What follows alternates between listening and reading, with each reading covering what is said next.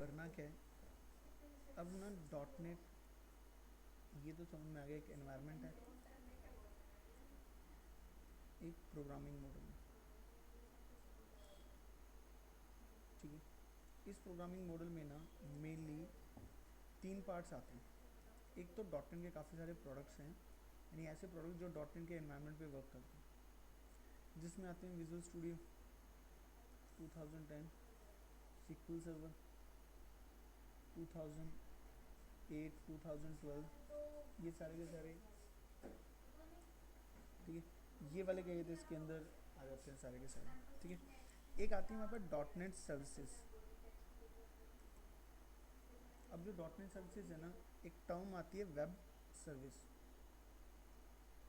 Web service क्या होता है, एक application logic which can be reused by remote application with the help of HTTP and SOAP। नहीं नहीं, एक चीज़ पढ़ो ना, लाइन क्या मीनिंग निकालती है। एक लॉजिक है जो कौन यूज़ करेगा, एक रिमोट एप्लीकेशन, यानी कहने का मतलब हम, मेरे पास एक सर्वर है, सर्वर पे मैंने कोड लिख दिया। आराम से बात करो, आराम से बात करो, जो भी करनी है, ठीक है। सर्वर पे कोड पड़ा हुआ है, तुम क्लाइंट पर या किसी भी एरिया में कोई एप्लीकेशन बना रहे हो, ठीक है। कई बार ऐसा होता है कि जब हम कोई प्रोजेक्ट वगैरह बना रहे होते हैं ना, तो कोई कोड हमें ऐसे रिक्वायर्ड होता है जो हमने डेवलप नहीं किया होता, किसी और का कोड होता है। तो उस कोड को आप इस एप्लीकेशन में यूज़ करना चाहते हो, और ये एप्लीकेशन एक फार डिस्टेंस पे है, तो ये क्या करेगी, इस कोड को कॉल मेड करेगी with the help of SOAP. SOAP stands for simple object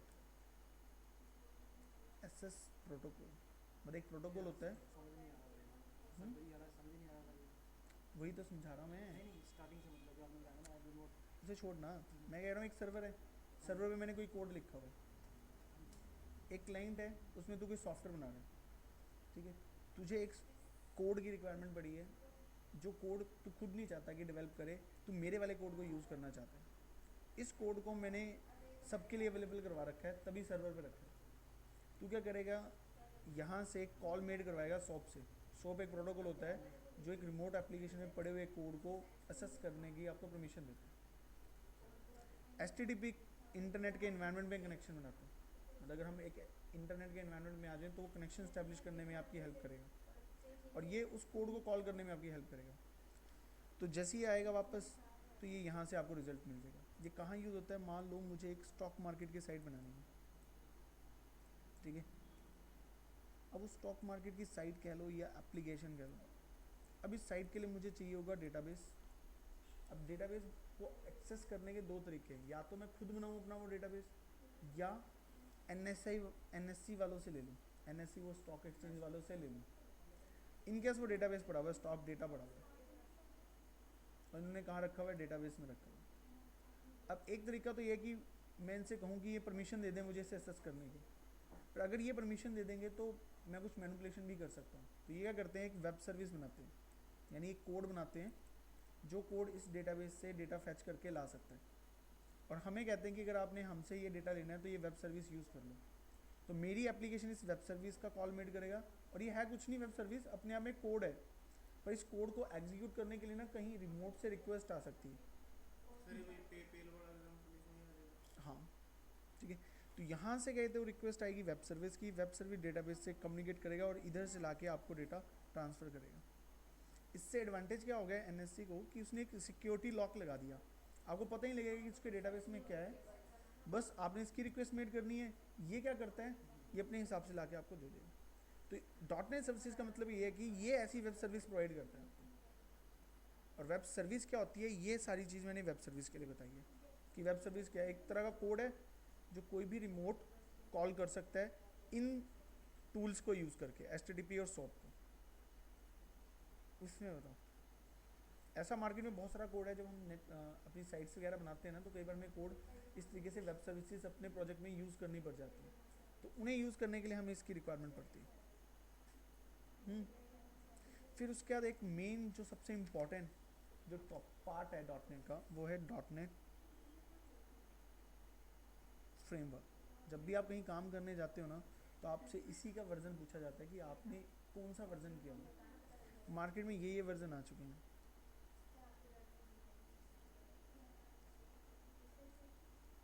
बीच में 3.5 भी लिखने का भी रहता है उसके नाम। अब ये अब ये देख लो तुम। नहीं सर, जो कोई मॉडल वगैरह नहीं पड़ा बुक्स वगैरह। नहीं, बुक्स वगैरह तो बहुत पड़ी है मेरे पास, ई बुक्स में वो तो काफ़ी पड़ी हुई हैं, पर अब ये तुमने नोट डाउन करने, ये फिर तुम्हारी चॉइस है, मतलब ये तुम्हारी चॉइस है, क्योंकि ये तो थ्योरी मैं बहुत फिल्टर करके करा रहा हूँ। बुक्स में तो इससे भी ज़्यादा डिटेल में बता रखा है कि जैसे कि ये हुआ था, ये हुआ था, ये हुआ था। ये तो मैं मीनिंग जो मुझे लगता है ना इंपॉर्टेंट टॉपिक है, वो थ्योरी के बता रहा हूँ।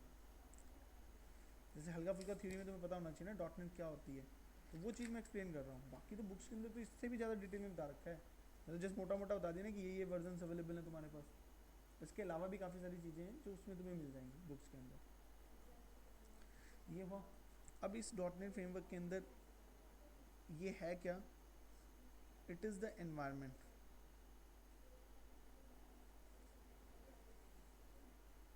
Where .NET applications are designed, developed and deployed। ठीक है, यानी कि यही वो एनवायरनमेंट है जहाँ पे आप डिज़ाइन करवा सकते हो, डेवलप करवा सकते हो और डिप्लॉय करवा सकते हो। डिप्लॉय का मतलब ये होगा, जैसे तुमने एप्लीकेशन डिज़ाइन करने का मतलब उसकी लुकिंग वुकिंग डिसाइड कर ली, डेवलप का मतलब उसके इंटरनल पार्ट को बताया, डिप्लॉय का मतलब अब मुझे क्लाइंट को डिलीवर करनी है। अब क्लाइंट को डिलीवर करने के लिए हम क्या बनाते हैं, सेटअप बनाते हैं। तो वो जो सेटअप बनाने वाला जो प्रोसेस है ना, उस प्रोसेस को डिप्लॉयमेंट कहते हैं, और वो भी डॉटनेट के एनवायरनमेंट में हो जाता है। मतलब यही फ्रेमवर्क आपको, ये तीनों जो भी काम होते हैं ना हमारे एप्लीकेशन डेवलपमेंट के, वो सारे काम इसी के अंदर होंगे। ठीक है, क्लियर है डिप्लॉयमेंट। अब थर्ड चीज़ इसके भी 3 पार्ट हैं। पहला पार्ट है FCL या BCL कहते हैं। FCL stands for framework class library,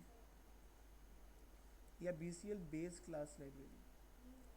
अब एक्चुअली में यहाँ क्या है, आपको बहुत सारा कोड रेडीमेड मिलना है, और रेडीमेड किस फॉर्म में मिलना है, in the form of class मिलना है, यानी आपको क्लासेस बना के देगा वो बहुत सारी। और डॉटनेट के अंदर 50,000 प्लस क्लासेस हैं। ठीक है, अब इन 50,000 प्लस क्लासेस को उसने ऑर्गेनाइज कैसे किया हुआ है, ये चेक करने वाली चीज़ है। उसने ऑर्गेनाइज करने के लिए कंसेप्ट यूज़ किया हुआ है नेम स्पेस का। अब नेम स्पेस क्या है, लॉजिकल ग्रुप ऑफ क्लासेस है। अब जैसे अगर मान लो इतनी सारी क्लासेस रखनी है, तो इनको लॉजिकली डिवाइड करने के लिए उसने क्या किया, एक नेम स्पेस का कंसेप्ट लेके आया है। नेम स्पेस में होता क्या है, मान लो एक क्लास है MC की, उसमें 60 स्टूडेंट्स हैं। हमने क्या 60 स्टूडेंट्स को 3 ग्रुप्स में डिवाइड कर दिया 20-20 के। अब ये जो ग्रुप्स बने ये क्या कहलाएंगे, ये एक लॉजिकल डिवीज़न है, क्योंकि मुझे उन्हें तो किसी वेव से ऑर्गेनाइज करना था, तो मैंने उन्हें लॉजिकली डिवाइड कर दिया। तो वो जो लॉजिकल डिवीज़न जो हम क्लासेस की C# में या डॉटनेट में करते हैं, उसे नेम स्पेस कहा जाता है। अब ये क्यों किया, क्योंकि कई जगह हमें ना नाम सेम रखने पड़ जाते हैं कई बार क्लासेस के। तो अगर आप एक ही यूनिट में रखोगे सबको, तो वो नाम क्लैश कर जाएंगे, क्योंकि नाम की डुप्लीकेसी नहीं होनी चाहिए। तो हम क्या करते हैं, उन्हें एक अलग नेम स्पेस में स्टोर कर देते हैं, जिससे हमें इन्हें मैनेज करना आसान पड़े। इसमें बताओ, ठीक है ना। जैसे लॉजिकल ग्रुप क्यों बनाए, जैसे कि ताकि मुझे मैनेज करना आसान रहे थोड़ा सा, और उनके नाम नेम कॉल्यूजन या नेम क्लैशिंग ना हो, उस पर्पज़ के लिए हमसे यूज़ करते हैं।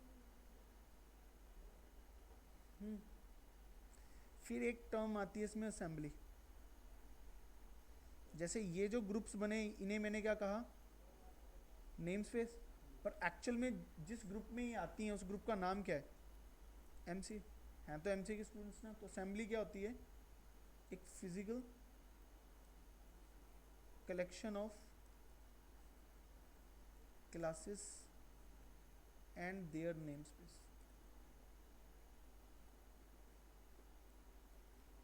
ठीक है, अब जो physical collection of classes and their name space है वो चीज़ इसके अंदर आती है। यानी कि जब भी हम इस एनवायरनमेंट में काम करेंगे तो कोई भी नेम स्पेस की कोई फाइल नहीं होती, फाइल हमेशा होती है असेंबली की। असेंबली के अंदर आपके नेम स्पेस होते हैं और उनकी क्लासेस का कोड होता है। अब ये फाइल जो होती है assembly in the form of file मिलेगी आपको, और फाइल की एक्सटेंशन होगी DLL या EXE। ठीक है, मतलब ये फाइल्स आपको मिलेंगी। जैसे कई बार क्या होता है, हमें किसी और का कोड यूज़ करना होता है .NET के अंदर, तो उसका कोड नॉर्मली हमें इस फॉर्म में मिलेगा, या तो वो DLL देगा हमें या अपनी EXE फाइल दे देगा, ताकि हम उसके कोड को रीयूज़ कर सकें। फिर DLL फाइल जब एक बार बन जाती है दोबारा फिर उसको तो नहीं कर सकते, कैसे कंपाइल होगी डीकंपाइल तो नहीं होगी। डीकंपाइल जैसे, मतलब उससे कोड निकालना हो जाता है। अगर किसी ने सिक्योरिटी चेक में लगाए रखे हो ना, तो ऐसे काफ़ी सारे टूल्स मिलते हैं, वो कर देते हैं। ठीक है, तो बड़े बने हुए हैं टूल्स ना, क्योंकि सारा कोड तो उसके अंदर होता है ना। इसमें बताओ FCL में कोई डाउट हो? नहीं, बस इसमें एक नेम स्पेस और असेंबली। एक्चुअली मैं ये क्यों बता रहा हूँ, क्योंकि जब हमें वहाँ काम करना है ना, तो हमें रेडीमेड क्लासेस यूज़ करनी है, और जब रेडीमेड क्लासेस यूज़ करेंगे तो हमें पता होना चाहिए कि उसने डिवीज़न कैसे बना रखी है। तो वहाँ पे ये टर्म बहुत यूज़ होने वाली है कि नेम स्पेस यूज़ कर लो, असेंबली यूज़ कर लो, तो तुम्हें पता होना चाहिए कि नेम स्पेस और असेंबली का मतलब .NET के एनवायरनमेंट में क्या होता है। ठीक, सेकेंड थिंग आती है फ्रेमवर्क एक प्रेजेंटेशन लेयर भी देता है। यहाँ पे एक तो आप कंसोल एनवायरनमेंट की एप्स भी क्रिएट कर सकते हो, आप विंडो फॉर्म भी बना सकते हो, वेब फॉर्म भी बना सकते हो, आप वेब सर्विसेज भी बना सकते हो। मतलब .NET के एनवायरनमेंट में आप इनमें से सारे किसी भी तरह की एप्स डिज़ाइन कर सकते हो। तो वो प्रेजेंटेशन लेयर में आता है कि फ्रेमवर्क आपको इतनी प्रेजेंटेशन लेयर देता है काम करने के लिए। बाकी अब कुछ नई भी आ गई हैं, लाइक WCF, इसे विंडो कम्युनिकेशन फाउंडेशन कहते हैं। एक आपकी WPF भी आ गई है, विंडो प्रेजेंटेशन फॉर्मेट कहते हैं। ठीक, और ये जो WPF होती है इसी का ही नाम सिल्वर लाइट है। जैसे .NET के एक अंदर एक ये टर्म भी यूज़ होने लगी है प्रेजेंटेशन के लिए। जो काम आपका फ्लैश करता है ना, वो काम अगर .NET में करवाना हो तो सिल्वर लाइट मोबाइल एप्लीकेशन बन सकता है। ठीक है, ग्राफिक इंटेंसिव एप्लीकेशन बनाने में आपकी हेल्प करता है। थर्ड जो सबसे इम्पॉर्टेंट पार्ट है इसके अंदर, उसका नाम है CLR। CLR stands for common language run time. अब एक्चुअली में .NET जो है ना हमारी स्पोर्ट्स 40+ लैंग्वेज, मतलब अगर आप यहाँ काम करोगे तो 40+ लैंग्वेज अवेलेबल हैं जिसमें .NET काम कर सकते हो। अब इन लैंग्वेज को भी दो कैटेगरी में डिवाइड किया हुआ, एक तो मैनेज्ड लैंग्वेजेस और एक अनमैनेज्ड लैंग्वेजेस। अब क्या है कि जो आपकी मैनेज लैंग्वेजेस हैं, जब कुछ लैंग्वेजेस ऐसी बनी जो बनी तब जब .NET आया और .NET को देख के डिज़ाइन की गई, like C#, .NET, VB.NET, Visual J#, .NET, then F#.NET। ठीक है, अनमैनेज लैंग्वेज में जैसे C और C++, पर्ल, इनके कोड को भी आप .NET के अंदर यूज़ कर सकते हो, पर लेकिन इनका टारगेट .NET नहीं है। तो ऐसी लैंग्वेज को अनमैनेज लैंग्वेजेस कहा जाता है .NEट के एनवायरनमेंट में। इनके अंदर लिखे हुए कोड को हम बोलते हैं मैनेज्ड कोड, और इसको कहा जाता है अनमैनेज्ड। और जो हमारा CLR है ये एक्चुअली में एग्जीक्यूटिंग एनवायरनमेंट ऑफ .NET है। मतलब .NET की सारी एप्लीकेशन इस एनवायरनमेंट में एग्जीक्यूट करती है। अगर मान लो आपने कोई डॉटनेट की ऐप ली, तो डॉटनेट की ऐप को रन करने के लिए रिक्वायरमेंट होगी डॉटनेट फ्रेमवर्क। फ्रेमवर्क उसे चलाने के लिए CLR के पास लेके जाएगा और CLR इसे कंपाइल करेगा IL कोड में, ठीक है। IL stands for intermediate language, ठीक है। और इस लैंग्वेज की खास बात क्या है, एक वेरी लो लेवल कोड है which can only understand by CLR। वो CLR से ही स्टार्ट हो सकते हैं, मतलब CLR से समझ सकते हैं। तो यानी कि यहाँ पे EXE नहीं बनती, यानी 01 की फॉर्म नहीं बनती, आपका IL कोड बनता है आफ्टर कंपाइलेशन। अब अगर मुझे इसे रन करना हो तो रन करने के लिए हम क्या करते हैं, IL कोड को मूव करते हैं। IL कोड जाता है, अगेन उसे चाहिए होता है डॉटनेट फ्रेमवर्क, और डॉटनेट फ्रेमवर्क उसे एग्जीक्यूट करने के लिए लेके जाता है CLR के पास। CLR से फर्दर लेके जाता है JIT के पास। JIT stands for just in time, और JIT से ऑन फ्लाई एग्जीक्यूट करते हैं। ऑन फ्लाई एग्जीक्यूट करने का मतलब क्या है, जैसी कोड मिला उसे साथ के साथ एग्जीक्यूट कर दिया। और यहाँ पर एक स्मार्ट एग्जीक्यूशन करते हैं। स्मार्ट एग्जीक्यूशन का कैसे मतलब है, अगर मान लो जो IL कोड है उसमें दो पार्ट हैं, एक X और एक Y, और उसे दिख रहा है कि आप सिर्फ X वाले पार्ट को ही रन कर रहे हो, ठीक, तो ये Y वाले पार्ट को एग्जीक्यूट करने के लिए फिर कन्वर्ट ही नहीं करेगा, क्योंकि अब IL कोड को उस फॉर्म में भी तो कन्वर्ट करना है ताकि कंप्यूटर चला सके। वो काम JIT करता है। तो ये एक स्मार्ट एग्जीक्यूशन हो जाती है कि अगर दो मॉड्यूल्स आप दे रहे हो प्रोग्राम के अंदर और एक ही मॉड्यूल यूज़ हो रहा है, तो वो दूसरे वाले मॉड्यूल को यूज़ नहीं करेगा। ये इस तरीके से चलता है। इसमें बताओ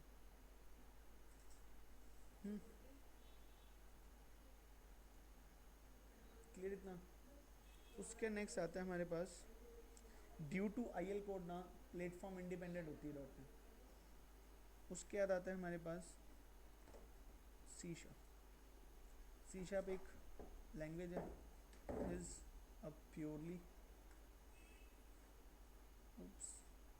सर डॉटनेट फ्रेम वाला है उसके लिए भी आता है वैसे, पर लेकिन इतना यूज़ नहीं होता, इतना कंपैटिबल उतना बनता नहीं, बनाया तो है इन्होंने, ठीक है। C# प्योरली उप्स लैंग्वेज है।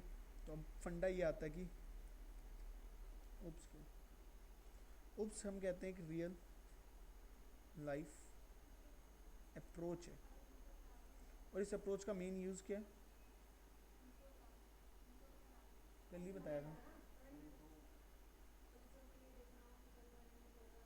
अगर कोड ज़्यादा बड़ा फंक्शनल अप्रोच तो चाहिए, नहीं, पर इस अप्रोच का यूज़ क्या हुआ, एक कोड को बार बार यूज़ कर सकते हैं।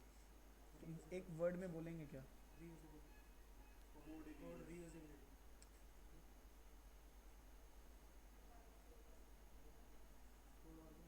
इसका मेन यूज़ कोड ऑर्गेनाइज करना है। अब उससे जो तुम बोल रहे हो वो बेनिफिट है कि कोड ऑर्गेनाइज करके बेनिफिट क्या मिलता है, रीयूजेबिलिटी मिलती है। अब इसमें पहली टर्म आती है ऑब्जेक्ट। ऑब्जेक्ट होता है it is a real thing, ठीक, which can easily show its presence to us. तो कोई भी रियल थिंग जो आपको अपनी प्रेजेंस बता दे उसे ऑब्जेक्ट कहा जाता है। पर लेकिन अगर हम इस थ्योरी को लगाएं तो हर चीज़ जो हमारे सराउंडिंग है वो एक ऑब्जेक्ट है।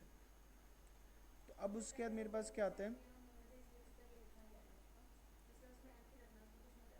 एक वेल डिफाइंड ऑब्जेक्ट की टर्म आती है।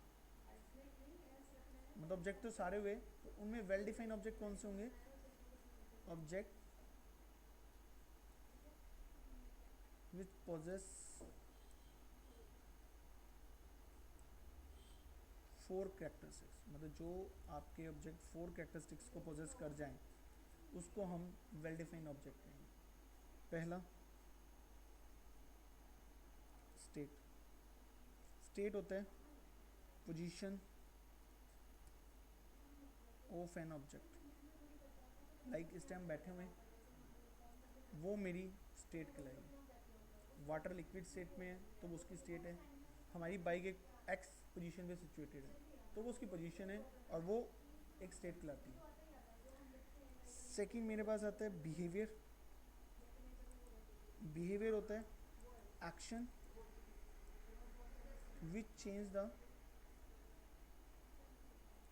State of an object. जैसे अगर मैं कुछ खड़ा हो जाऊँ तो उससे क्या होगा, मेरी स्टेट चेंज हो जाएगी। ठीक, वैसी बाइक को स्टार्ट कर दिया तो वो एक्स पोजीशन से वाई पोजीशन पे आ गई, तो वो उसका एक ऐसा एक्शन होगा जो उसकी स्टेट को चेंज कर देता है और उसे हम कहेंगे बिहेवियर। थर्ड आते हैं एट्रीब्यूट्स। एट्रीब्यूट्स होती हैं प्रॉपर्टीज या वैल्यूज विच डिस्क्राइब द, जो ऑब्जेक्ट को डिस्क्राइब करती है। लाइक मैं बोलूँ हाइट, तो हाइट हमारा एक ऐसा एट्रीब्यूट हो गया जो हमको एक्सप्लेन करने में हेल्प करेगा या डिस्क्राइब करने में हेल्प करेगा। या बाइक में कंपनी नेम, ठीक है, तो वो उसके एट्रीब्यूट्स हो गए। फोर्थ होता है आइडेंटिटी। आइडेंटिटी क्या होता है, यूनिकनेस ऑफ एन ऑब्जेक्ट। मतलब जो हमारे ऑब्जेक्ट होते हैं उसकी यूनिकनेस को हम आइडेंटिटी कहते हैं। ठीक है, यानी कि जितने भी ऑब्जेक्ट्स वर्ल्ड में मिलते हैं चाहे वो सेम स्टेट बिहेवियर एट्रीब्यूट के हो जाएं, पर फिर भी उनमें कुछ एक आइडेंटिफाई करने के लिए कोई ना कोई टर्म होगी। लाइक हमारे केस में डीएनए, बाइक के केस में उसका चेसी नंबर, इंजन नंबर, ठीक है, तो वो उसकी ये चीज़ें हो जाएंगी। ठीक है, उसके बाद एक बिहेवियर और आता है object can communicate with each other. मतलब जो ऑब्जेक्ट होते हैं वो आपस में कम्युनिकेट कर सकते हैं। तो इस सिनेरियो में क्या होता है, एक सेंडर होगा, एक रिसीवर होगा। ये एक मैसेज पास करेगा और ये उस मैसेज को लेके परफॉर्म एन एक्शन। और परफॉर्म एन एक्शन क्या होगा, उस एक्शन को हम कहेंगे मेथड। जैसे हाईवे पे कोई फ्लैशिंग ऑफ लाइट कर दे तो वो एक मैसेज हो गया जिसे देखकर या जिसे एक्सेप्ट करके कोई साइड गिवन कर देगा, तो वो एक मेथड हो गया जो उस मैसेज के कॉरस्पॉन्ड किसी रिसीवर ने किया। जैसे मैंने तुम्हें कहा कि कल ये काम करके आना, जो मैंने काम कहा वो एक मैसेज हो गया, तुमने उसे सुनकर कोई एक्टिविटी परफॉर्म कर दी तो वो मेथड हो गया। अब बिहेवियर भी एक एक्शन था और मेथड भी एक एक्शन है, तो इनमें डिफरेंस क्या होता है, behaviour action which is control by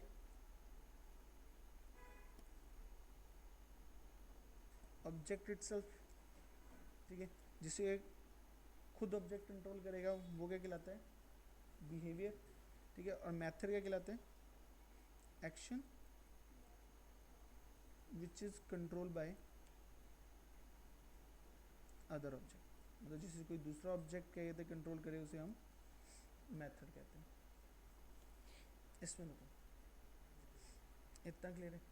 ठीक है, तो जैसे अगर सपोज करो कि ये थे, एक पर्सन होता है जिसका रीडिंग का अपना बिहेवियर होता है, वो खुद पढ़ने लग जाता है। एक पर्सन तब पढ़ता है जब पेपर नज़दीक आ जाते हैं, और जितने नज़दीक और आते हैं वो और ज़्यादा पढ़ने लग जाता है। तो यानी वो डेट उसको इन्फ्लुएंस करती है उसके एक्टिविटी को, तब वो जो एक्टिविटी कर रहा है तो वो मेथड कहलाएगा, क्योंकि वो खुद अपनी मर्जी से नहीं कर रहा, उसे कोई इन्फ्लुएंस कर रहा है। यहाँ पर जब वो अपने अकॉर्डिंगली करे तो वो बिहेवियर कहलाता है। अब जब हम ये थ्योरी लगाते हैं तो इस हिसाब से वर्ल्ड में बहुत सारे वेल डिफाइंड ऑब्जेक्ट होते हैं, और जब हम उन्हें स्टडी कर रहे होते हैं तो हम उन्हें क्लासीफाई कर सकते हैं किस बेस पे, उनकी स्टेट, बिहेवियर, एट्रीब्यूट्स और मेथड के बेस पे। क्यों कर सकते हैं, क्योंकि काफ़ी सारे ऐसे ऑब्जेक्ट मिलेंगे जिनकी ये चीज़ें सिमिलर हो, तो उनसे कंसेप्ट ओरिजिनेट होता है जिसे हम बोलते हैं क्लास। क्लास क्या है, कंसेप्चुअल फिर तो तू ये बोलेगा ये पेन ये पेन ये पेन इकट्ठे किए, ये ऑब्जेक्ट ये क्लास हो गई। एक्चुअली में स्टेशनरी क्लास है ना। अभी एक बार डेफिनेशन पढ़ना फिर सोचना। Conceptual representation of similar state behaviour attribute and method of similar kind of objects।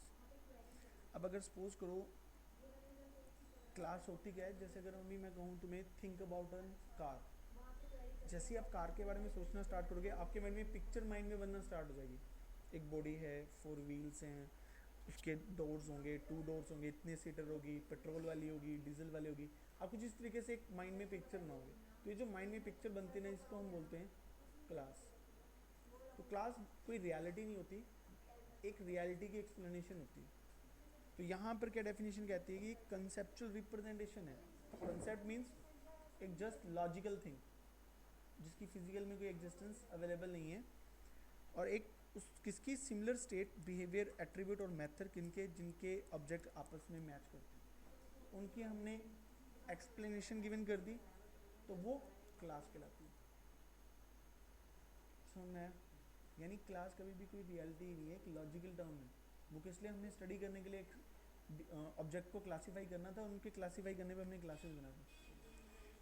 तो क्लास को कई बार ये भी कहा जाता है क्लास इज एन एक्सप्लेनेशन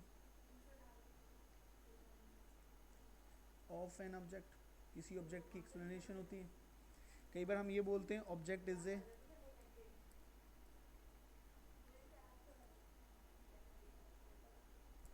एक रियलिटी ऑफ क्लास, मतलब ऑब्जेक्ट एक रियलिटी है क्लास की और क्लास एक एक्सप्लेनेशन है ऑब्जेक्ट की, कुछ भी कह सकते। इस रियलिटी टर्म को टेक्निकली हम इंस्टांस वर्ड बोलते हैं। तो कई बार तुमने सुना होगा object is an instance of class. ठीक है, इसमें बताओ, अब हमारी थ्योरी ये बोलती है उप्स की कि अगर आपकी लैंग्वेज उप्स को सपोर्ट करती है तो आप अपने सारे कोड को इस टर्म में लिखो, ऑब्जेक्ट बनाओ, क्लासेस बनाकर उसे मैनेज करो। तो लेकिन बात आती है कि अगर मैंने मैनेज कर लिया तो मुझे एडवांटेज क्या है। तो एडवांटेज क्या है, अब हम ये पढ़ रहे हैं फीचर्स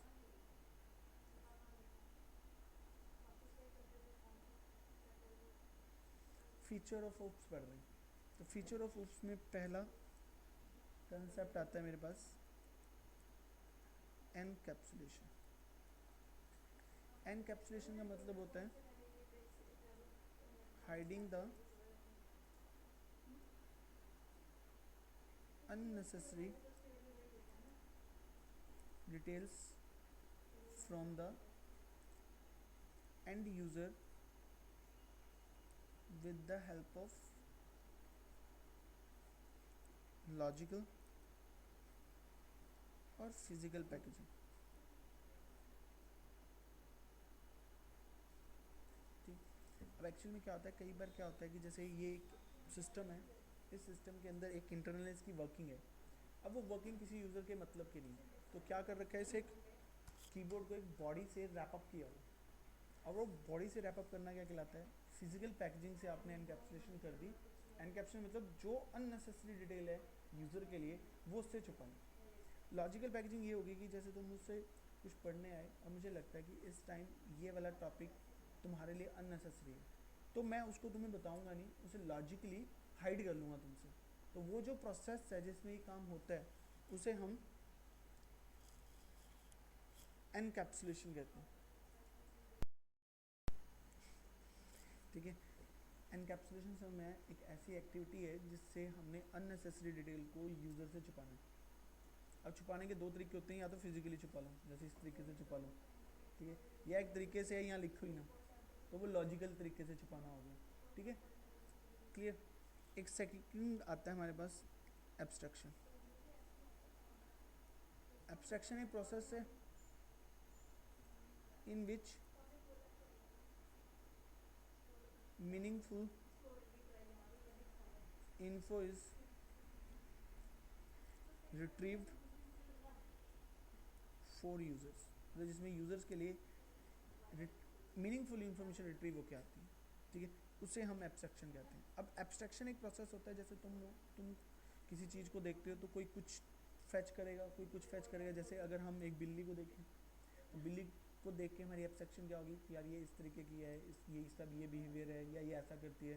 पर अगर डॉक्टर देखेगा तो उसकी हड्डियाँ तक काउंट कर लेगा, जो वेटरनरी डॉक्टर होगा। तो मतलब हर किसी का एस्पेक्ट या एब्स्ट्रैक्ट करने का तरीका अलग होता है, और वो अपने हिसाब से फैच कर लेगा। जैसे कीबोर्ड में कोई प्रॉब्लम आ जाए तो मेरे हिसाब से की नहीं चल रही, लेकिन जो उसका हार्डवेयर स्पेशलिस्ट होगा वो इसके इंटरनल डिटेल्स के ऊपर फोकस करके एब्स्ट्रैक्ट करके काम को करेगा। तो एब्स्ट्रैक्शन भी एक रियल वर्ल्ड में प्रोसेस होता है जिसमें पर्सन अपने मतलब की इंफॉर्मेशन को फेच करते हैं। दो फैक्टर क्लियर है। थर्ड आता है हमारे पास इनहेरिटेंस। इनहेरिटेंस क्या कहती है? Child derive features from the end user, मतलब जो आपका चाइल्ड है वो डिराइव करता है फीचर्स को अपने एंड यूजर से, ठीक है, सॉरी एंड यूजर नहीं, पेरेंट से, ठीक है, वो पेरेंट से डिराइव करता है। इनहेरिटेंस एक बायोलॉजिकल टर्म है, उस टर्म के हिसाब से जो चाइल्ड होते हैं वो अपने पेरेंट से उनके फीचर्स को फेच करते हैं, ठीक है। अब जब इनहेरिटेंस में वो एट्रीब्यूट्स को फेच करेगा, ये फैक्ट समझ नहीं आ रहा, फैक्ट क्या लेके आना किसी को, तुम ये खुद सोचो ना, हम ये नहीं बोलते बच्चा किस पे गया है, तो हम बोलते पापा पे गया है, नाक गई है, तो वो एक्चुअली में उस से हम उस फीचर को इनहेरिटेंस कहा जाता है कि बच्चे ने अपने वो वाले फीचर्स वहाँ पापा से ले लिए, ठीक है। तो वो ये उस टर्म को है, तो ये एक्चुअली में देखो ना, ये सारी थ्योरी रियल वर्ल्ड की है, तो ये सारे जो एग्जांपल चल रहे हैं ना रियल वर्ल्ड की चल रहे हैं, इसमें भी कोई टेक्निकल चीज़ नहीं आई है जिसमें मैंने कोई टेक्निकलिटी में बताया हो कि टेक्निकली ये चीज़ें कैसे काम करेंगी। बस जस्ट इनहेरिटेंस उस फॉर्म में ही सोचो, रियल वर्ल्ड की फॉर्म में सोचो, भी तुमने टेक्निकली कुछ नहीं सोचना है। तो इस हिसाब से जो चाइल्ड फीचर ड्राइव करता है ये एक नॉर्मल बिहेवियर हम देखते हैं। तो हमारा ये एनवायरनमेंट कहता है कि आप जनरलाइजेशन करो। अब जनरलाइजेशन क्या है? Process to build common feature classes, मतलब आप कॉमन फीचर क्लासेस बनाने का कंसेप्ट लो। जैसे लेट अस सपोज करो मुझे क्लास बनाई मैंने लाइन, ठीक है। लाइन क्लास क्या करती है? लाइन कैसा होगा उसके बारे में एक्सप्लेन करती है, कि लाइन का पंजा ऐसा होगा, वो दहाड़ेगा, वो मांसाहारी होगा, ये चीज़ एक्सप्लेन करेगा, ठीक। इसी तरीके से एक टाइगर होगा। जब हमने ये क्लासेस बनाई ना तो हमें रियलाइज़ हुआ इनमें जो फीचर्स है ना वो कॉमन है। अब उन कॉमन फीचर्स को हमने एक्सट्रैक्ट करके एक और कॉमन क्लास बना दी जिसका नाम रखा कैट, ठीक है। कैट में ये सारे फीचर्स हैं, लाइन इसके फीचर्स लेता है प्लस अपने भी कुछ फीचर्स डालता है। उसके बाद हमें एक ह्यूमन मिला, एक रैट मिला। अब इन तीनों के फीचर्स कॉमन थे तो इनसे कॉमन क्लास बना दी जिसका नाम रखा मैमल। यानी कि हम क्या करते रहे, जो बहुत सारी क्लासेस बना रहे हैं और क्लासेस में हम कुछ नहीं कर रहे, जो ऑब्जेक्ट्स हैं उन्हें एक्सप्लेन कर रहे हैं। जैसे हमने ये कह दिया कि जो इन फीचर्स को फॉलो करेगा वो मेरी नज़र में लायन है, ऐसे डिफाइन किए होंगे ना हमने रियल वर्ल्ड के अंदर कि हम ह्यूमंस किसको कहते हैं। हमने कहा ये फीचर हुए तो वो ह्यूमंस हैं, वो लिख दिए। रैट में ये फीचर है, वो रैट है। कैट में ये है, लाइन में ये है। तो हमें जिनके कॉमन मिले उनको कॉमन लेके एक बड़ा फीचर बना दिया। और इसके लिए मैं ना ऐसे चलाऊँ, बॉटम अप, ठीक है। तो उसको इसलिए ये भी कहा जाता है कि ये बॉटम अप अप्रोच है, आप इसे इस तरीके से क्लासीफाई करना स्टार्ट करते हैं, ठीक है। अब इस पूरे प्रोसेस में हुआ क्या? एक फीचर तो हमें मिला रीयूजेबिलिटी, मीन्स आपने यहाँ कुछ डिफाइन किया, वो ऑटोमेटिकली इसके चाइल्ड्स सब में पहुँच गया, आपको बार बार रीडिफाइन करने की जरूरत नहीं पड़ी। एक तो ये फीचर आपको गेट होता है इस हिरार्की को बनाने में, ठीक। दूसरा हमें मिलता है ease of maintenance. Ease of maintenance क्या कहता है? आपने एक जगह हर चीज़ बना रखी है और आपको हर जगह चेंज करना है तो सिर्फ यहाँ चेंज करने की जरूरत है। मतलब एक कॉमन प्लेस पे रखी हुई है चीज़, तो यहाँ चेंज करेंगे तो हर जगह चेंजेस हो जाएंगे, तो यानी मेंटेनेंस भी इजी होगी। थर्ड हमें मिलता है रीसिलेंस टू चेंज। रीसिलेंस टू चेंज ये कहता है अगर मान लो आपको मीन वाइल टाइम एक और मिला, डॉग मिला, और आपको उसके फीचर भी इन्हीं से सिमिलर मिल रहे हैं, तो आप इसे हिरार्की में ईजिली ऐड कर सकते हो, और जब ये हिरार्की में ऐड होगा तो किसी को डिस्टर्ब नहीं करेगा, ठीक है। तो ये रीसिलेंस टू चेंज कहलाते हैं। अब हम इसको अगर ध्यान से ऑब्जर्व करें तो हेयर ये वाला क्या होता है, ईज ऑफ मेंटेनेंस वाला, क्या, ईज ऑफ मेंटेनेंस में लग रहा है। जैसे ये कॉमन प्लेस पे रखी हुई है ना चीज़, अगर कॉमन प्लेस पे रख रही है, अगर ये हर जगह डिफाइन होती तो आपको अगर एक जगह चेंज करना होता तो आपको हर जगह जाके चेंज करना पड़ता उसमें। अब कॉमन प्लेस पे है तो एक जगह चेंज करो ऑटोमेटिकली हर जगह चेंज हो जाएगा, तो वो ईज ऑफ मेंटेनेंस है कि आपको मेंटेनेंस करने में ज़्यादा दिक्कत नहीं आएगी, ठीक है। अब मैं ये बताता है here mammal is more general class. General क्यों, क्योंकि आप बहुत कॉमन कर फीचर लेते थे, बहुत ही कॉमन फीचर्स आ जाएंगे, तो ड्यू टू दिस ना, due to this there is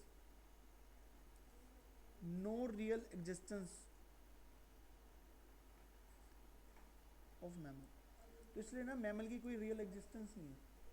जैसे वर्ल्ड के अंदर कोई भी ऐसा ऑब्जेक्ट नहीं है जिसे तुम ये कहोगे कि ये मैमल का ऑब्जेक्ट है। आप हमेशा ये बोलते हो कि एक तरह का मैमल है, यानी ये ऑब्जेक्ट मैमल के नहीं होंगे, ऑब्जेक्ट होंगे या तो कैट के होंगे, ह्यूमन के होंगे, डॉग के होंगे, रैट के होंगे, इसके नहीं होंगे। क्यों नहीं होंगे, क्योंकि ये सबसे कॉमन फीचर रखती है तो उसमें कंप्लीट फीचर नहीं है। और मैमल का यूज़ क्या हुआ है, it is act as base for another, base कह लो या सबसे पहला पेरेंट कह लो, ठीक है, दूसरों के लिए पेरेंट या बेस का काम करेगा। और ऐसी क्लास को टेक्निकली, मैं टेक्निकली बता रहा हूँ, एब्स्ट्रैक्ट क्लास कहते हैं। इसमें बताओ,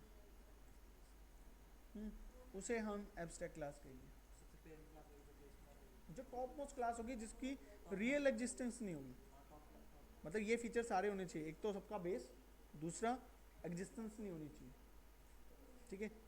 अब एक फीचर और आता है, child can redefine features of parent class, ठीक है। अब जो फीचर्स कहे थे पेरेंट क्लास के अंदर, पेरेंट क्लास के अंदर जो फीचर चाइल्ड को मिल रहे हैं ना, चाइल्ड उन फीचर्स को रीडिफाइन कर सकते हैं। जैसे मैमल कहता है हर जो मैमल है ना उसके पास क्ला का फीचर होना चाहिए, क्ला बोलते हैं पंजे को। अब कैट का पंजा अलग है, इसका पंजा अलग है, इसका पंजा अलग है, इसका पंजा अलग है, पर एक चीज़ कॉमन है, सबके पास पंजा है, ठीक है?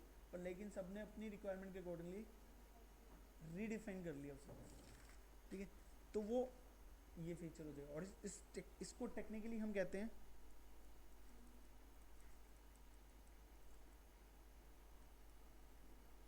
Over riding. ये जो टर्म्स हैं टेक्निकली यूज होती हैं, थियोरेटिकली यूज नहीं होती। इसमें बताओ, फोर्थ आता है हमारे पास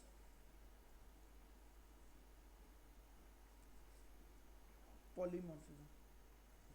पॉलीमॉर्फिज्म में क्या आता है, एक टर्म आती है पॉली, एक प्लस आती है मॉर्फ्स, मतलब दो ग्रीक वर्ड्स को मिला के बनाए। पॉली का मतलब होता है मैनी, मॉर्फ्स का मतलब होता है फॉर्म्स। तो इसका कहने, पॉलीमॉर्फिज्म का मतलब क्या है, ऑब्जेक्ट कैन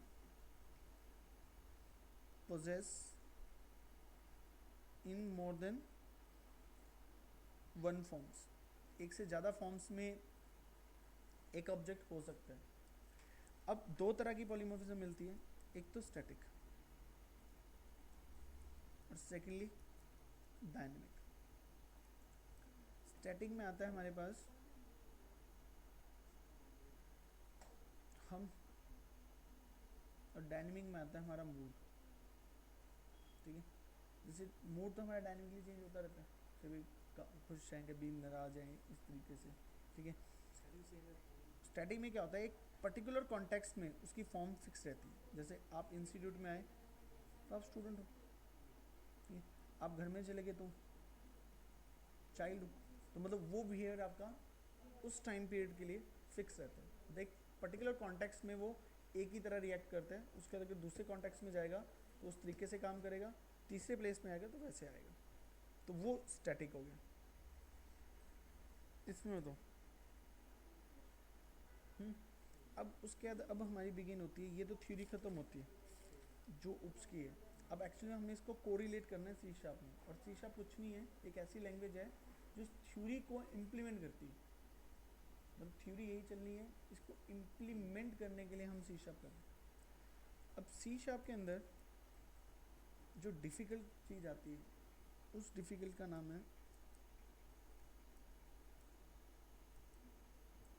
विजुअल स्टूडियो। अब जो विजुअल स्टूडियो है ना, ये एक डिफ़िकल्ट थिंग है हमारे लिए। क्यों डिफ़िकल्ट थिंग है? क्योंकि एक तो हमने इसी में काम करना है, और ये एनवायरनमेंट ना बहुत इजी टू यूज़ है, तो लेकिन होता क्या है कि इस एनवायरनमेंट को बच्चा ढंग से ऑपरेट नहीं कर पाता, और जब वो उसे ढंग से ऑपरेट नहीं करेगा तो उसे प्रॉब्लम आएगी। ठीक है, तो यानी सबसे बड़ा चैलेंज हमारे लिए ये है कि इस एनवायरनमेंट को मुझे अंडरस्टैंड करना। अंडरस्टैंड करने का मतलब इस एनवायरनमेंट के बेसिक्स की मुझे नॉलेज होनी चाहिए। बेसिक्स किस सेंस में? जैसे लेट अस सपोज करो आपको पता है कि कुछ जगह पे ये कोड ना अपने आप ही जनरेट करके दे देता है, ये सॉफ्टवेयर, तो आपको पता होना चाहिए कि यहाँ पे मुझे ऑटो जनरेटेड कोड मिल रहा है, तो यहाँ मुझे कोडिंग लिखनी दी, ऑटो जनरेट करता है। हाँ अपने आप ही कोड लिख के दे देगा, तो तुम्हें उस कोड को थोड़ा संभालना है। कई बार क्या होता है कि अपनी तरफ से कोड देता है, हम उसे डिलीट कर देते हैं और अपना कोड लिख देते हैं, वो उससे मैच नहीं करता तो वो एरर देने लग जाता है। तो इस एनवायरनमेंट को समझना बहुत ज़रूरी है। ठीक है, तो इस एनवायरनमेंट को ऑन कैसे करते हैं? एक तरीका तो है, स्टार्ट में जाओ, all programmes, visual studio 2010, visual studio 2010 ये लिख दो। ठीक, दूसरा तरीका रन में गए, डेव env लिख दिया, डेव env। ठीक है, अब इस तरीके से लिख दिया, इसकी exe का नाम ये है, डेव env। ठीक है, डेव स्टैंड्स फॉर डेवलपमेंट, ठीक है, एनवायरनमेंट। ठीक है, और विजुअल स्टूडियो एक तरह का IDE है। हाँ, ये सारे काम इसी के अंदर होने हैं हमारे, मतलब इसके लिए हमें और कुछ नहीं चाहिए, यही आपको सब कुछ प्रोवाइड करवा देगी। ठीक है, तो जैसे मैं इसे एंटर करता हूँ तो इस तरीके से एक एनवायरनमेंट ओपन होगा, तो थोड़ा स्लो है। ठीक है, फर्स्ट टाइम जाते हैं ऑप्शन पूछता है तो विजुअल सी शार्प चूज़ कर दो। ठीक है, ये ले लिया। ठीक है, अब इस एनवायरनमेंट में अब आपने काम कैसे करना है? अब नॉर्मली इसमें काम चलता है, एक टर्म यूज़ होती है सॉल्यूशन।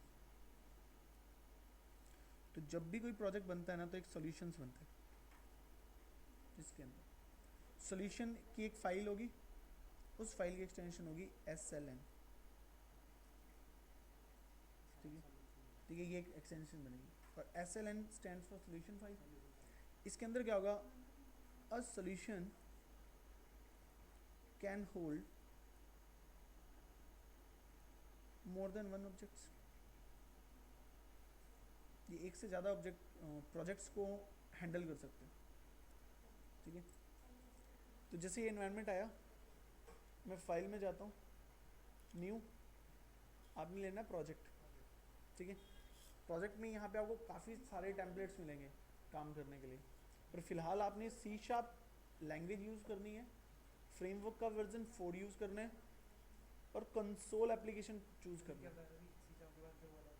सी शार्प लैंग्वेज और फ्रेमवर्क का वर्जन 4 यूज़ करना है ना, मतलब फ्रेमवर्क का वर्जन ये 2 यूज़ करना है, 2 कर सकते हो, 3 5 जो है वो यहाँ से कर लेना। उसके अंदर काफ़ी टेम्पलेट्स आएंगे और आपने कंसोल एप्लीकेशन ऑप्ट करना है। अगर विंडो फॉर्म एप्लीकेशन चूज़ करते हो तो ये विंडो फॉर्म्स वाली जो एप्लीकेशन है वो बनाने में आपकी हेल्प करेगा। WPF तो मैंने बताया, विंडो प्रेजेंटेशन फॉर्मेट की फाइल बनानी है तो वो बनाने के लिए। ASP.NET की वेब एप्लीकेशन बनानी है तो यहाँ से बनेगी। क्लास लाइब्रेरी मतलब अगर आप हाँ वेबसाइट्स वगैरह बनाने के लिए, ठीक है, एक क्लास लाइब्रेरी आएगी। क्लास लाइब्रेरी क्या होता है? अगर आप कोई रीयूजेबल कोड बनाना चाहते हो, मान लो आपने कोई कोड लिखा, आप चाहते हो हर जगह रीयूज़ हो सके, तो वो बनाने के काम आता है। तो जब इसे हम यूज़ करते हैं ना, तो जिसकी आउटपुट बनती है वो DLL फॉर्म में बनती है। जैसे मैंने बताया था ना, असेंबली बनती है DLL में, तो ये DLL में बना कर देगा आपको आउटपुट। जैसे यहाँ बता भी रहा है, एक project for creating a C# class library, यानी DLL बना के देगा। MVC की एप्लीकेशन बनानी है तो ये यूज़ होगा, सिल्वर लाइट बनाना है तो ये बाकी सिल्वर लाइट वगैरह ऑफिस 2007 इनके बारे में बनाने में आपकी हेल्प करेगा। पर फिलहाल अभी हमें क्या ऑप्ट करना है, कंसोल एप्लीकेशन चूज़ करना है। इसका नाम क्या रखना है, मैंने रख दिया फर्स्ट स्टेप। लोकेशन क्या रखनी है, तो मैं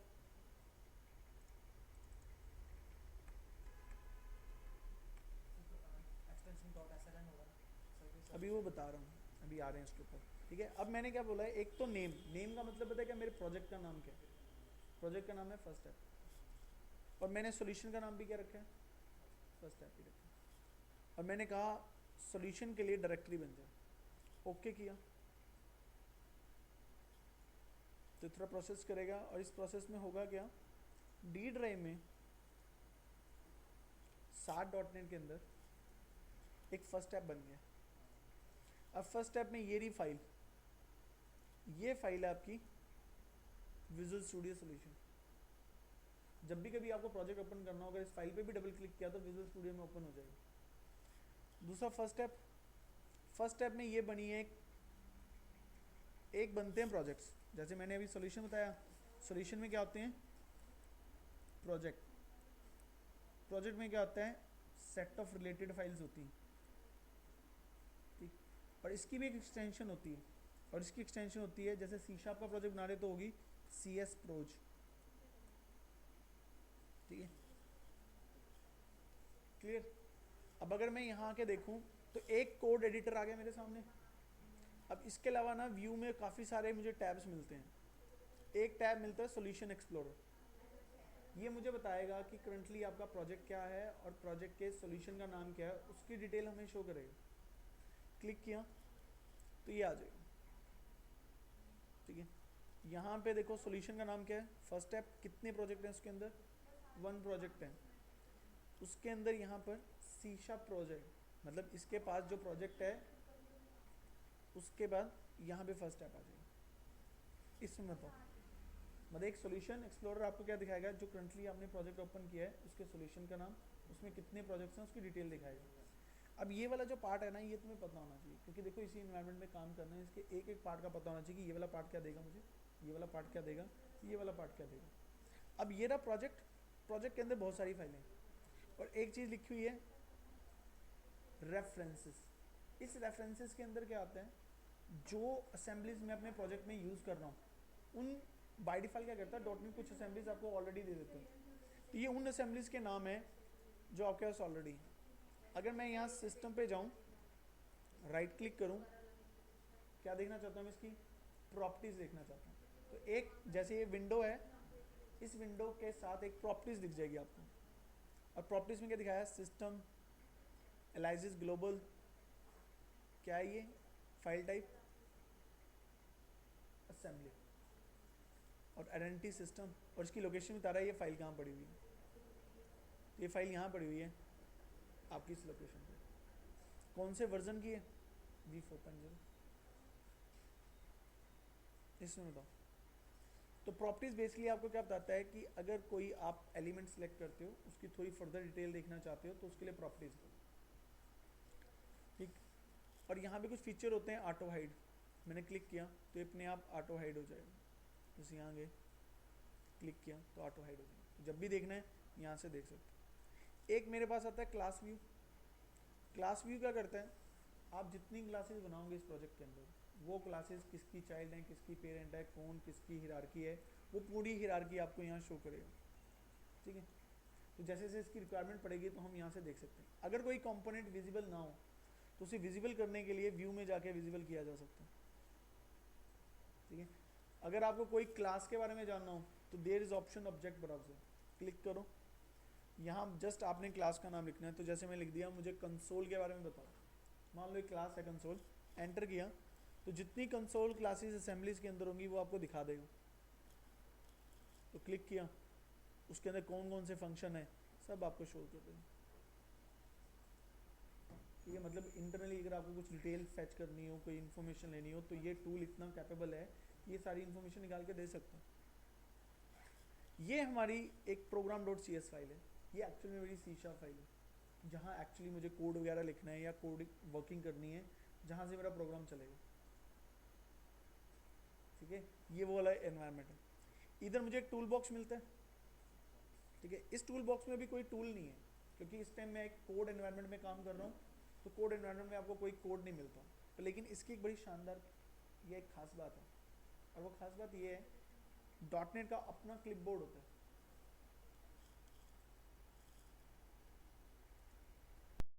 जैसे ये यहाँ पर ना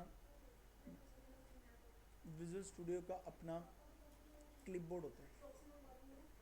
ठीक है, क्लिपबोर्ड का मतलब क्या है कि अगर आप कोई कोड कॉपी पेस्ट करके यहाँ रख दोगे, जैसे मैंने सेलेक्ट किया, ड्रैग करके ड्रॉप कर दिया, जैसे कई बार क्या होता है ना, नॉर्मली हम काम करते हैं, हमारा कोई बड़ा पेट सा कोड बन जाता है कि ये कोड तो मुझे बार बार लिखना ही लिखना है, तो आप उसे ड्रैग करके यहाँ ड्रॉप करके रख सकते हैं।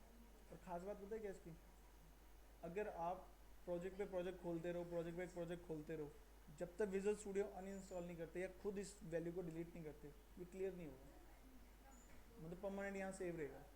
जैसे नॉर्मली हम कुछ कॉपी पेस्ट करके रखें, तो वो कॉपी पेस्ट किया हुआ डिलीट हो जाता है ना कुछ टाइम बाद, सिस्टम बंद हो जाए, तो इसका अपना क्लिपबोर्ड है, ये संभाल के रखेगा। ठीक है, और जब भी इसे चाहिए होगा, तो जैसे अगर आपको चाहिए, आप सीधा ड्रैग करो, आपको कोड मिल जाएगा। ठीक है, तो एक इसका क्लिपबोर्ड की ये फैसिलिटी मिलती है। एक आपको मिलता है सर्वलेट एक्सप्लोरर, ये जितना भी हमारे SQL सर्वर वगैरह है, इससे कनेक्शन बनाना है, तो उस कनेक्शन बनाने के लिए आप इसे यूज़ करते हैं। ठीक है, दूसरा हमारे पास एक एरर लिस्ट है, अगर कोई एरर आई तो इस वाले बॉक्स में आपको दिखेगा। बाय डिफ़ॉल्ट सारे ये हाइड होते हैं, जैसे अगर आपकी कोई एरर या कुछ हुआ तो वो यहाँ दिखने लग जाएंगे। एक आपका आउटपुट आता है,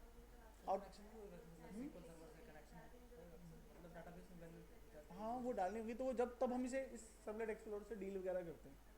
अभी तो फिलहाल रिक्वायरमेंट नहीं, पर आपको पता होना चाहिए ये वाला एरिया है जहाँ पे इस तरीके की मतलब की चीज़ आपको मिलेगी। उसका एक आउटपुट है, आउटपुट के अंदर क्या होता है, जैसे अगर आप कोई प्रोग्राम चलाते हो, तो आउटपुट में जो एक्टिविटी हो रही है, वो सारी की सारी एक्टिविटी आपको परफॉर्म करनी पड़ेगी। जैसे यहाँ देखा, ये कहाँ गया, कौन सी असेंबली कहाँ पिक की, वो सारी इन्फॉर्मेशन यहाँ आएगी इस तरीके से। जैसे जो जो असेंबलीज ने पिक की, वो आपको यहाँ से रिफ्लेक्ट करेगा।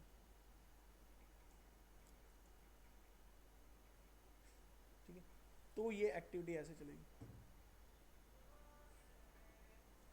ठीक है, तो इसकी भी हमें रिक्वायरमेंट पड़ जाती है कई बार, अगर कई बार कोड में कोई प्रॉब्लम वगैरह आए, तो हम यहाँ से लुक आफ्टर करके चेकआउट करते हैं क्या प्रॉब्लम है, किस तरीके से है, वो इस तरीके से यूज़ होगा। तो ये क्लियर हुआ। ठीक है, टूल बॉक्स, सर्वर एक्सप्लोरर, ये इस तरीके से काम करेगा। अब एट द एंड हमारे यहाँ कोडिंग होनी है। अब पहली लाइन कोडिंग में ये आ रही है, using using using using using. अब ये जो यूजिंग यूजिंग वाली लाइन है ना, ये वैसी लाइन है जैसे आप C और C++ में हैश इंक्लूड करते हो। ये तो अपने आप आएगी, पर तुम्हें मीनिंग का तो पता होना चाहिए ना। अगर कोई तुमसे पूछ ले इस लाइन का मतलब क्या है, तो उसका मीनिंग पता होना चाहिए। जैसे हम वहाँ प्रोग्राम में लिखते हैं ना, हैश इंक्लूड, अरे यार हेडर तो है ही नहीं ना यहाँ, वो तो रिसेंबल करवा रहा हूँ मैं। यहाँ ये इंक्लूड करता है, यहाँ यूजिंग सिस्टम का मतलब पता है क्या है, यहाँ पे सिस्टम है एक नेम स्पेस का नाम। ठीक, अब क्या है, सिस्टम के अंदर बहुत सारी क्लासेस होंगी लॉजिकली। अगर मुझे इन क्लासेस को यूज़ करना है, तो एक लिखने का तरीका क्या होता है, आप लिखो सिस्टम, फिर लगाओ डॉट, फिर लिखो क्लास का नाम, फिर जो उसका कॉल करना है वो कॉल करो। पर मैं चाहता हूँ मुझे बार बार सिस्टम ना लिखना पड़े, तो आप उस सिस्टम को ऊपर मेंशन कर दो। ऊपर मेंशन करने से क्या है कि आप शॉर्टकट तरीके से काम कर सकते हो। जैसे कंसोल क्लास है, अगर आप ये नहीं लिखोगे तो आपको हमेशा पूरा, जब भी कंसोल लिखना है आपको ऐसा लिखना पड़ेगा, सिस्टम डॉट कंसोल ऐसे लिखना पड़ेगा। पर अगर आप यूजिंग सिस्टम लगा देते हो, तो आपको ये चीज़ लिखने की जरूरत ही नहीं है, आप डायरेक्ट कंसोल को यूज़ कर सकते हो। उसका नाम, नेम स्पेस का नाम, सेमीकोलन। ठीक है, और इतना याद रखना, जो सिस्टम है in dot net root name space है, नेम स्पेस, बाकी सारे जितनी भी क्लासेस होंगी वो उसके अंदर ही होंगी। जैसे सब नेम स्पेसिंग भी हो जाती है ना, system dot link, system dot text, तो इसका मतलब क्या है? सिस्टम डॉट टेक्स्ट का मतलब कि एक सिस्टम नेम स्पेस के अंदर एक टेक्स्ट नाम का नेम स्पेस है। टॉप मोस्ट वो है और ये तो सब टॉप मोस्ट हो गया, इसके अंदर भी आ सकते हैं काफ़ी सारे, जैसे ये टेक्स्ट है, लिंक है, कलेक्शन है, जेनरिक है, ये इसके सब पार्ट के अंदर आ जाते हैं। मतलब और डिवीजन कर दी, ये ऐसे लगा के चलो, यमुनानगर है, यमुनानगर में एक कॉलोनी बना दी, मॉडल टाउन, एक बना दी मॉडल कॉलोनी, ये तो हो गया नेम स्पेस, ठीक, वो भी रूट वाला, और ये हो गया उसके सब नेम स्पेस। इसके अंदर मकान है 1 से लेके 500 तक, और ये 500 तक वाली चीज़ें क्या हमारी क्लासेस हैं। तो यहाँ पे इस तरीके से आपकी ऑर्गेनाइजेशन चलती है, ठीक है। कल हम अपना पहला प्रोग्राम करेंगे, हेलो हुल्लो वर्ल्ड वाला जो करना है, हाँ वो बता देता हूँ। हाँ एक ना, जो एक मिनट यार, एक पढ़ोगे तो भाई बुक दे चुका हूँ मैं तुम्हें, जैसे ही तुम इस सॉफ्टवेयर को इंस्टॉल करते हो तो कंप्यूटर के अंदर, सी ड्राइव के अंदर, प्रोग्राम फाइल्स के अंदर माइक्रोसॉफ्ट विजुअल स्टूडियो 10.0, इसमें विजुअल सी शार्प स्पेसिफिकेशन 1033, ये रही बुक, एक वर्ड की फाइल है, इंस्टॉल करेंगे तो ये अपने आप उसमें रहेगी आ जाएगी प्रोग्राम में। प्रोग्राम फाइल्स के अंदर अपने आप आ जाएगी। तो यानी अगर आप इंस्टॉल कर चुके तो समझ लो तुम्हारे घर में बुक पहुंच चुकी है, बस अब कमी रह गई है खोल के पढ़ने की, तो खोल लो और पढ़ो। तो सी शार्प लैंग्वेज किसी और लैंग्वेज के साथ वो यूज करता है, कैसे मतलब? जैसे जावा में नेटिव कोड बनता है, जावा को सी के कोड के साथ। लेकिन यार उतने कामयाब थोड़ी होते हैं, उसकी रिक्वायरमेंट हम कभी